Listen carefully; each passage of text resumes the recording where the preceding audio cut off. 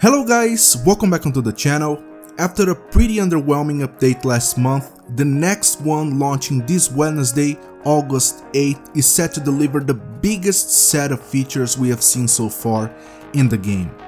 Before we dive into what's actually going to be included with this new update, I want to show the August Spotlight car, which happens to be the 1989 Aston Martin AMR 1, a classic Group C car, and I love this car, so I couldn't be happier about this new addition. Now onto the new feature set.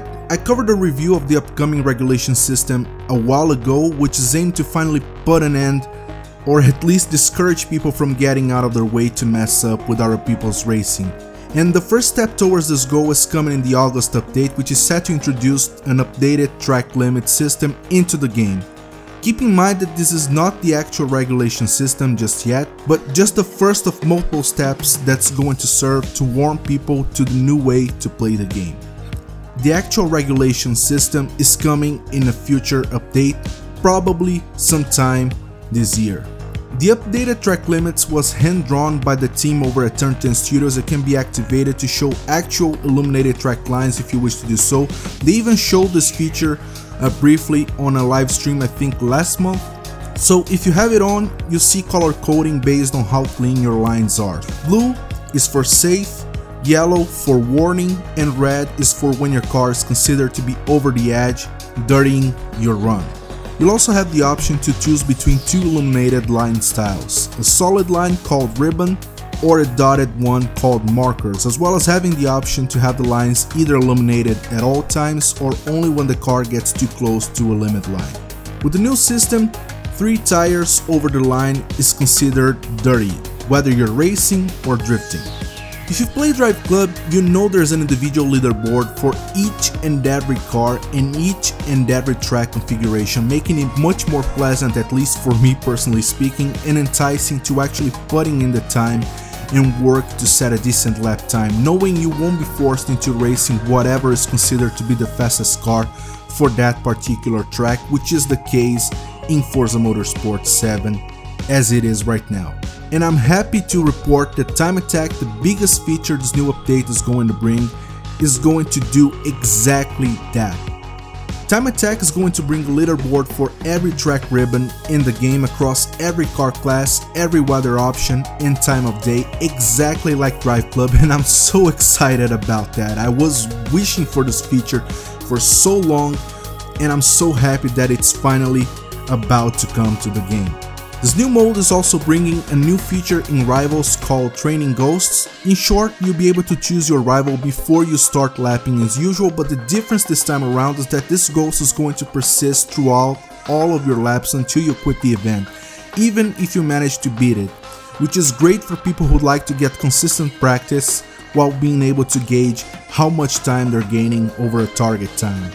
I was about to forget to mention that the August update is going to wipe out all of the Rivals leaderboards due to the addition of the new mode and also the updated track limits. There's a new drift suspension upgrade option in the upgrade shop, which brings a steering angle kit that players can tune up to 60 degrees of steering angle, as I discussed in one of my videos that I released I think last month covering the live stream.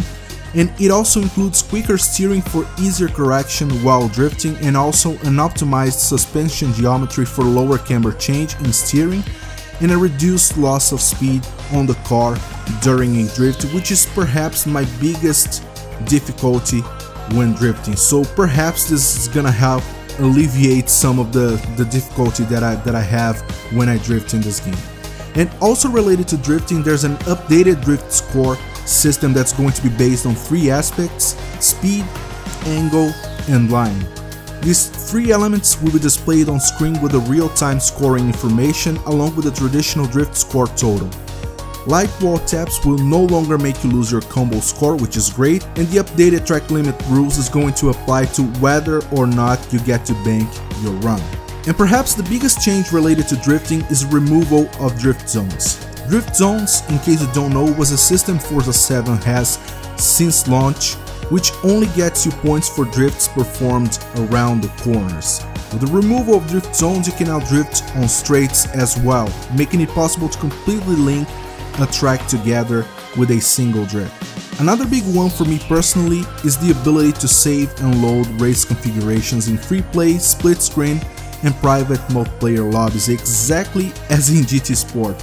You can give a name to each configuration and save up to 300 named setups. And if you happen to join a private multiplayer lobby and like the options that the host has configured, you can save a copy for yourself that you can use on your own races, just like you can download other people's tune setup when you find someone faster than you in a multiplayer lobby. You can now access the open test track airfield in single player in both free play and test drive modes. To be honest, I wasn't even aware of the existence of an open test track airfield in the game. I've never even played this track, to be honest, but it looks like it's there and it's finally available across free play and test drive. And to wrap things up, they're introducing spectate ticker options for the new multiplayer race types, so it's gonna be more pleasant for you to watch races in case you're not in the mood for racing yourself. And that's pretty much all they revealed. That's a lot, to be honest. That's not a tiny update in any sense. It's a big one, perhaps the biggest one we have seen so far, and I'm really liking the direction the guys over at Turn 10 Studios are taking with Forza Motorsport 7. I really like this new approach where they get new updates on a monthly basis to keep the game fresh, to keep people playing the game in the long run, just like Gran Turismo Sport has been doing since launch. So I think it's a great change, and I hope they continue this tradition with Forza Horizon 4 and also a future Forza Motorsport 8. But anyways, that's all I had to share for now. If I learned something new, if they reveal something new over the coming days, I'll make sure to bring that over to the channel. So if you liked the video, hit the like button, subscribe to the channel for more Forza Motorsport 7 content, share the video with your friends and on your social media. It helps me out a lot and I really appreciate the help. And I hope to see you guys on the next one. Bye.